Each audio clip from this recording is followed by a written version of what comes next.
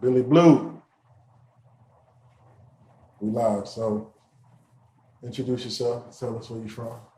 You already know it's your boy Billy Blue, North Miami, East Side, West Side, Little Haiti, NB, we in the Diddy, doing what we do best. So you basically repping all the sets. North I Miami, mean, North yeah. Miami Beach, Little Haiti. Yeah.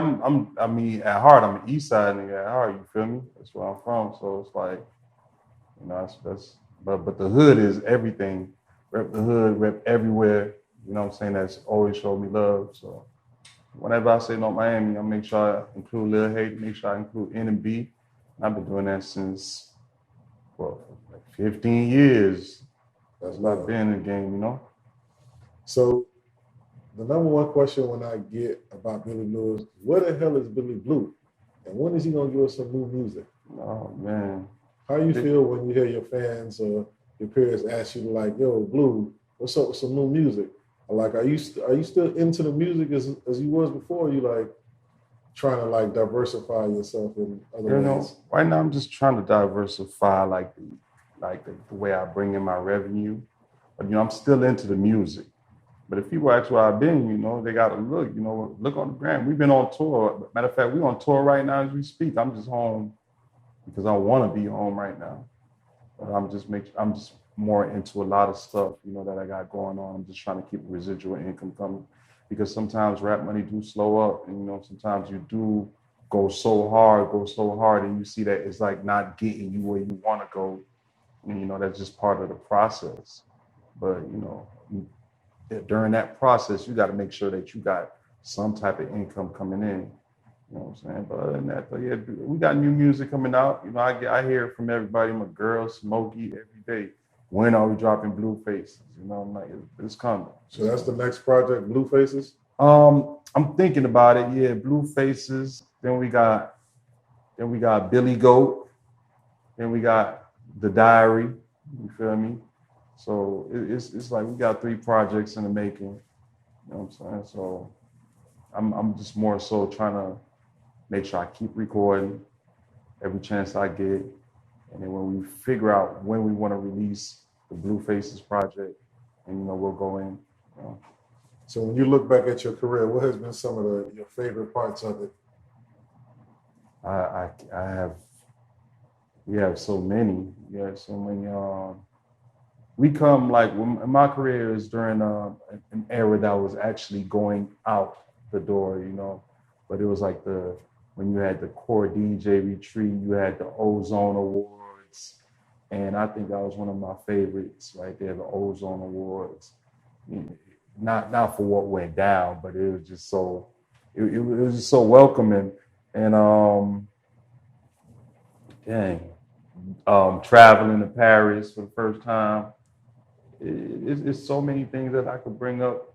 Yeah, you pretty much, can you say you kind of traveled the world? Yeah, actually, I traveled the world about 4 times already.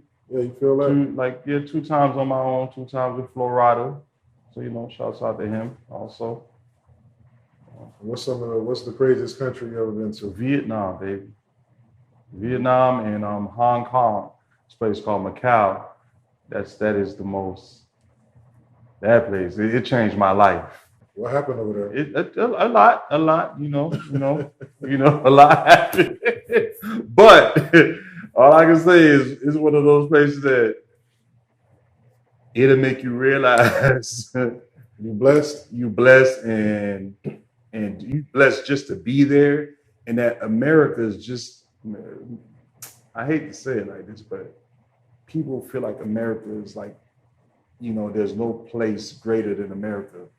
You have to travel the world to realize like you're being lied to, because American television make you feel like, man, these people Neanderthals across these waters.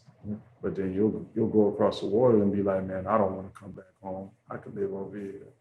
But yeah, Macau was like a great experience. If she wasn't in here right now, we'll go more in depth in the conversation. But it was fun. You feel me? Get out, bitch. But yeah, though. So now you've been going on tour with Lupe. Yeah. And we've heard a little bit about how y'all connected, but how can you explain how y'all really connected and what that was like? Shouts out to Felicia Monet. You know what I'm saying? I'll forever be indebted to her. You know what I'm saying? Just for having Lupe on her radio show at that moment on 99 Jams. And she asked him before he got off, like, do you have any shouts out to anybody that you want to give, you want to give? And bro was actually like, yeah, I do have a shout out. I got a shout out to somebody, his fellow rapper, and he's from Miami, actually. So she was like, who? Like, she was like, what you call it? Trick Daddy, Ross, who? Like, what you talking about? And he was like, nah, his name is Billy Blue. And she was like, what do you know about Billy Blue? You know, and he was like, man, that's one of my favorite rappers. And, you know, she made sure that we got in contact with Lupe that night. We ended up being at UM, and it was like we clicked instantly.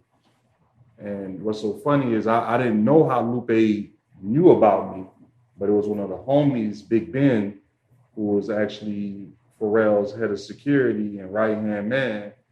And while him and Pharrell and Lupe, they was on tour in Australia, he was like, yo, you need to listen to this dude named Billy Blue. And ever since then, Lupe just been a fan. And it went from being a fan to being a brother to just being homies, talk to each other on the phone for hours. And, you know, I had a little situation going on a few years back. And it's like, I had like a little indictment following me. So I had to I stayed off the gram, left music alone. So out of sight, out of mind. But the one person who was looking for me the most was Lupe. Came in town, and I ain't gonna lie, I was fucked up. Like, no bread, no nothing. He came in town, he was like, yo, bro, what you got going on? Where you been? I'm like, yo, that's what it is. And he had a show at Live, and he gave me his back end. He was like, yo, put this in your pocket and be ready in December. No, be ready January. What was that, Smoke? 2017, 2018? That's when we started the tour, Smoke? 2017. Yeah, he was like, be ready. And he put me on tour. And before I knew it, you know, just it really solidified our relationship. And just amongst me, Smoke, Ryan, all my brothers, and Lupe, you know, he's just one of the people that I ride for, you know. It's my guy. And now you managed to turn all that around and you're doing a real estate investment. That's one of your hustles. You spreading the wealth, you on your Akon shit. How you know about that, man? What's up? You're on your Akon shit, Blue. Yeah, man. I want to buy my girl some titties, man. So I gotta have money. But yeah, no, I came to realize, you know, the big homie E-Class, right? He has a friend named Black, and Black will always tell me, you gotta figure out residual income. You gotta get your residual income. This rap shit ain't forever. You gotta figure it out. And you know, one of my fellow, you know, affiliates, my homeboys, my brothers, City, you feel me? Buy back the block City. And I've been trying to get in contact with him because he had found his niche, which was in the real estate business where he did very well. And I couldn't really get in contact with him. So I had to hit my homie Smokey, and he was like, I'm gonna make it happen. Smokey makes it happen.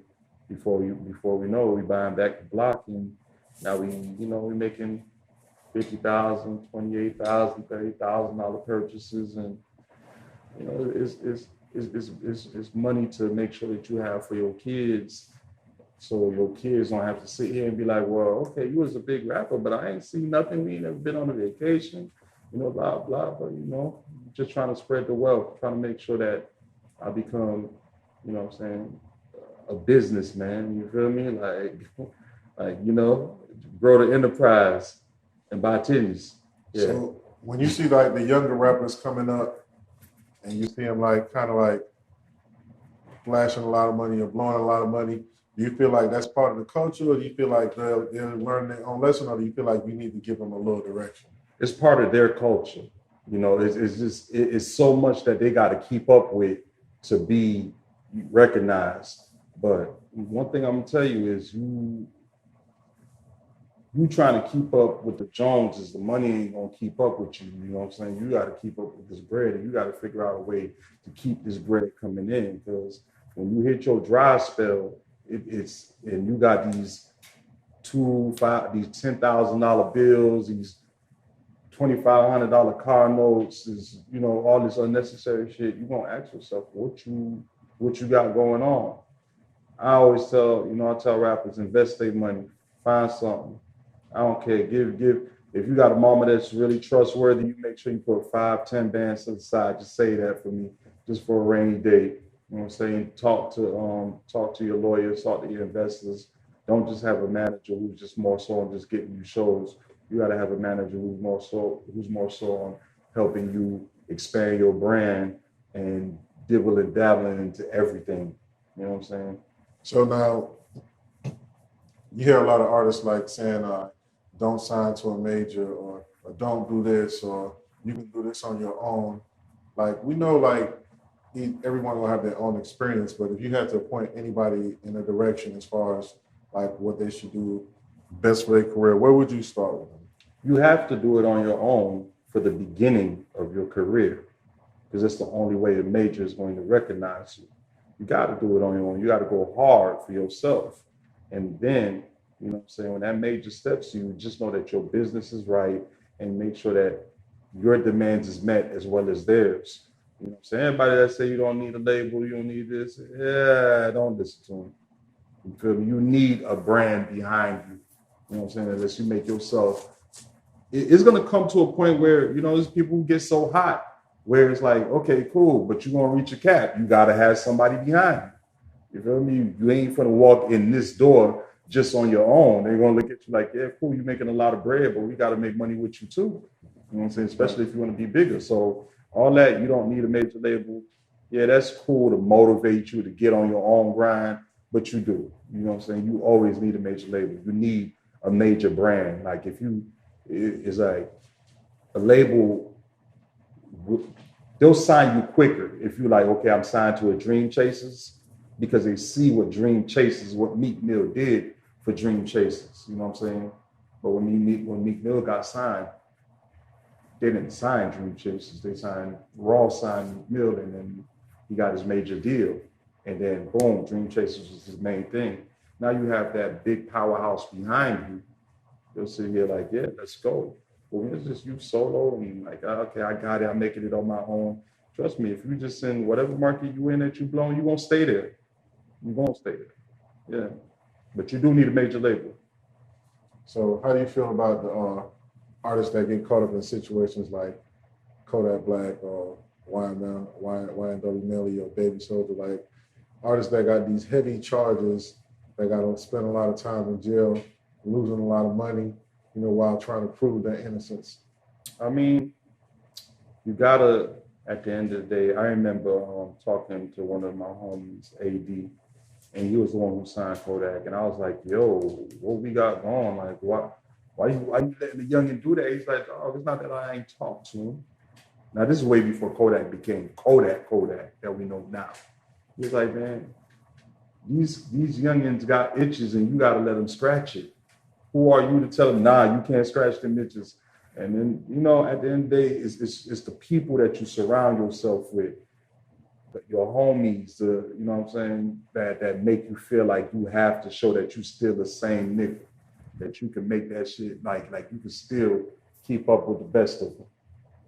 These charges, you crackers is making examples, and they will continuously make examples out of niggas as long as they can. So when you want to be around here doing that fuck shit and you're like, man, fuck that, you want to be toting the guns, you want to shoot at niggas, you want to kill people, you know what I'm saying? As a rapper, the crackers gonna put you under the jail because they want other rappers to know. They kids listen to rap music and they don't like it. They don't like the influence of rap music.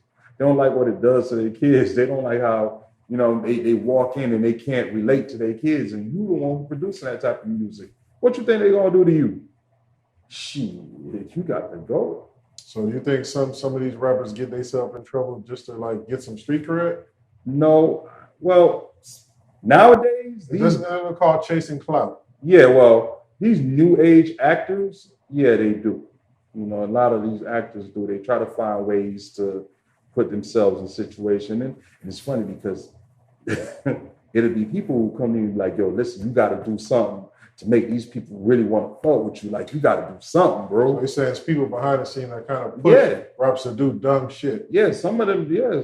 You know, if you really want to be like, they'll tell you, if you want to do something, like, it's like, you hear niggas be like, man, how I blow up on the gram? They're like, man, you got to do some dumb shit, man. You got to do some goofy ass shit. Before you know it, you see everybody playing pranks on the gram. You see niggas dressing up like females, niggas doing short skits, niggas, everybody funny. Everybody comedians on the gram. So just like that, niggas, everybody gangster. Everybody gangsters. Like you looking at a TK. It's like, come on, bro. That shit crazy. Young kid, life gone, never coming home. State property. So it happens, man. Because they got to keep up with it. So Blue, I forgot to tell you that at the end of the interview, I needed you to spit like something like from one of your songs or freestyle, but we just needed some bars from you. So, you know what I'm saying? I know you got a lot of bars. You just give us a few bars. I'm just, you know. And we'll be happy. Damn, a few bars? Hey, you know what I'm saying? It's up to you. Whatever you want to do.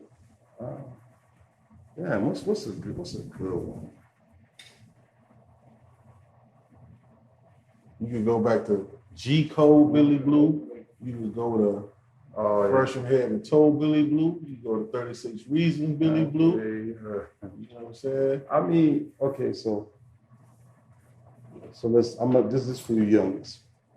I pray your dreams manifest in the brightest way. Pray to bring a candle to those who won't see the light of day. Grown men make decisions off of self-ambitions. Get caught up in the hype, don't hear their intuitions. My premonitions keep me focused. I just know people. Ask it however you please. My success is evil. Far from equal, yet we bleed the same. Yeah, life's a sport because you play the game. Yeah. Are you willing to go hard for what you feel deserving? And being selfish with your hustle if your tribe is worth it? Yeah, your sex is the bomb, but does she serve a purpose? Will you see the promised land when they drop the curtains? I pray my stressing never tame my blessings. Pray my life lessons. I don't know, that's all I can give y'all right there. Yeah. And we out. We out. Billy Blue signing off. Billy Blue 305. Instagram, IG. Y'all be ready for Blue Faces, the art of storytelling, the diary, Billy Go. Shouts out to Anonymous, you know what I'm saying, about to drop her shit. Shouts out to Stunnerjit, you feel me, who is coming real soon. So Palm Beach's favorite. Yeah, Anonymous. All that. Y'all just be ready. I got so much going on, man. Buy back the block. Invest, real estate, heavyweight, reserve.